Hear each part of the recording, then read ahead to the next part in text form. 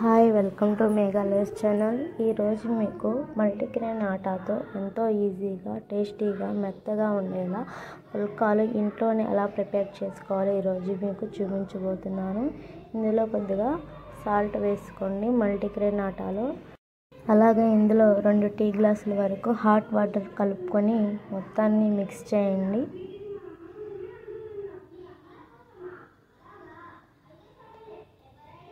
కొంచెం వేడిగా ఉంటుంది కాబట్టి కొంచెం నిదానంగా కలుపుకోండి.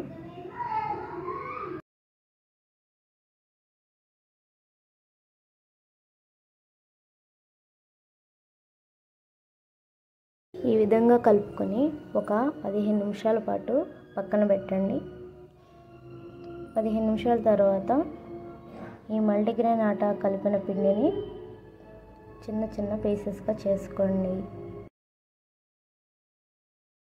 ఈ విధంగా చిన్న చిన్న పీసెస్గా చేసుకున్న తర్వాత ఒక్కొక్క దాన్ని ఇలా చేసి ఈ విధంగా చపాతీలాగా రౌండ్ షేప్ వచ్చే వరకు చాలా పలుచగా చేసుకోండి. మందంగా చేసుకుంటే పుల్కా కూడా గట్టిగా ఉంటుంది కాల్చేటప్పుడు. ఆ పైగా పూరీలా అసలు ఉబ్బదు. ఆయిల్ లేకుండా పూరీలా ఉబ్బాలనుకుంటే ఇలా పలుచగా చేసుకుని పక్కన పెట్టుకోండి.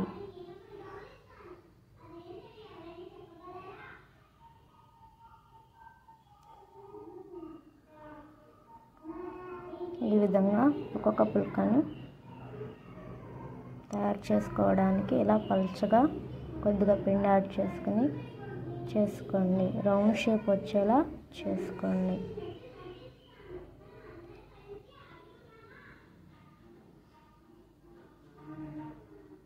ఇలా చేయడం వల్ల ఈ పుల్కాలు కాలిన తర్వాత కూడా చాలా మెత్తగా ఉంటాయి. గట్టిగా అసలు ఉండవు, మెత్తగా ఉంటాయి, చాలా బాగుంటాయి తినడానికి.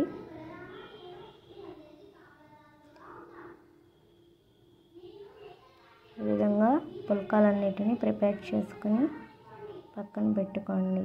చపాతీలను ఇలా చపాతీలుగా తయారు చేసుకోండి. కాల్చుకోవడానికి బాగుంటాయి.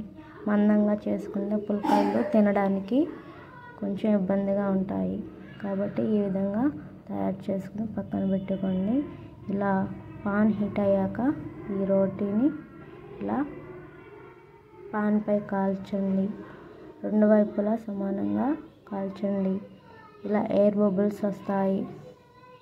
ఎయిర్ బబుల్స్ అటు ఇటు వచ్చిన వెంటనే ఈ మంట పైన సిమ్లో పెట్టి కాల్చండి.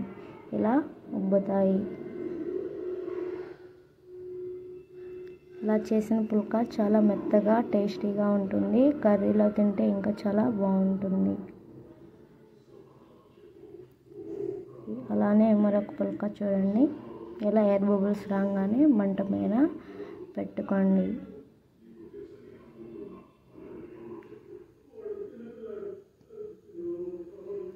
ఈ విధంగా చేయడం వలన పుల్కాలు చాలా మెత్తగా టేస్టీగా ఉంటాయి. ఈ విధంగా మీరు హాట్ వాటర్ కలుపుకొని 15 నిమిషాల పక్కన పెట్టిన తర్వాత మాత్రమే ఇలా చపాతీలాగా చేసి ఈ విధంగా కాల్చుకోండి. ఎవరికైనా సరే ఇలా చేసుకుంటే పుల్కాలు ఈజీగా ఆయిల్ లేకుండానే ఇలా పొంగుతాయి.